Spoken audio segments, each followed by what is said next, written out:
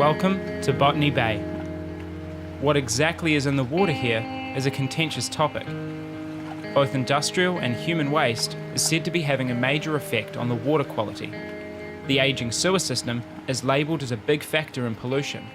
But is the bay's truth really that dirty? After heavy rains, the beaches around here are unfit to use because of the sewer pollution.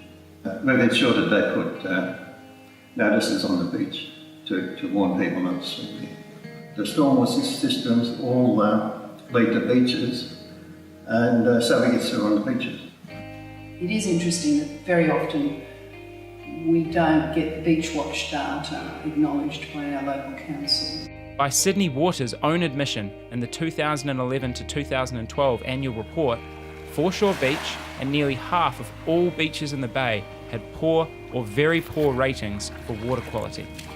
Charles told me there was little effort being made to fix the system and that human waste wasn't the only issue. Mercury and industrial waste from the nearby Orica plant is also seeping through the ground and adding to the problem.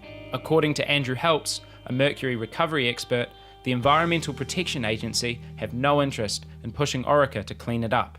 March last year, when I did the testing around the periphery of the site, they were claiming there was no evidence of any off-site impacts of the Botany plant, despite the fact that they've got massive groundwater pumping going on and treating that's going to go on for 100 years because it's all running out into Penryn Estuary. They were still getting up and saying there was no evidence of any off-site impacts.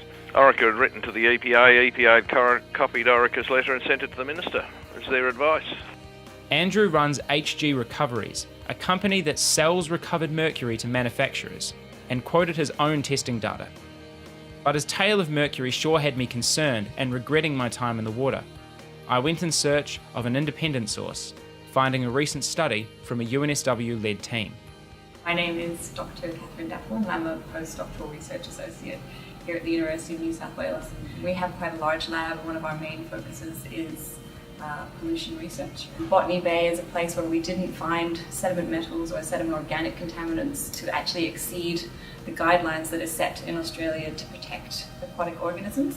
So they are generally quite low in comparison to places like Port Kembla and places like Port Jackson. The latest data didn't support claims being made by local community groups. In addition to this, Rob Kerr, strategy manager at Sydney Water, said clean-up efforts since 2011 have been successful. The latest annual report backs this up, showing big improvements for all sites but Foreshore Beach. So it's not really the bay's dirty truth, and more likely, the bay's dirty past. It seems here at least, industry and the environment are finally learning to share.